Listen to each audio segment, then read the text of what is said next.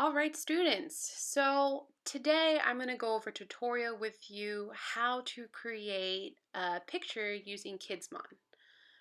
What I'm doing right now is I'm playing with my toolbox that's located on the right-hand side to see what the various pictures do. So I have a paintbrush icon, I have a pencil icon, I have an eraser icon, and all of these things do um, and make different marks for your picture. So I'm also right now I'm using the back key, so just in case if I make something that I don't like, instead of using my eraser, I can just hit that back button and it'll disappear.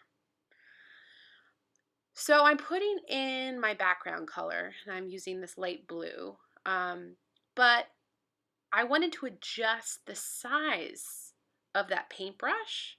So I used the plus sign to enlarge my paintbrush so that I can cover more area or more of the area quickly. So I'm just filling everything in this light blue color, and again I did that by clicking on my paintbrush icon and then clicking on the plus sign at the bottom right below the eraser to enlarge my brush.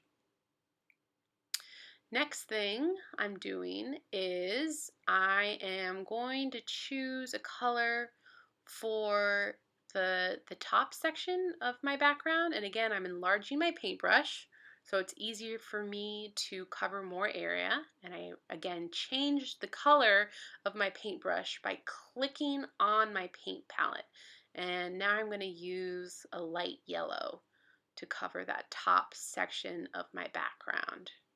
So I'm just filling everything in. I'm making sure that I'm not leaving any white area exposed and making sure it's just full of color. So now I'm going in and actually starting my self-portrait. I made a circle and I'm slowly covering all of the areas with my paint icon to make sure that I can't see any of the background color coming through. Now, you really want to take your time with this, and it's okay if you make mistakes. You can always hit the back button.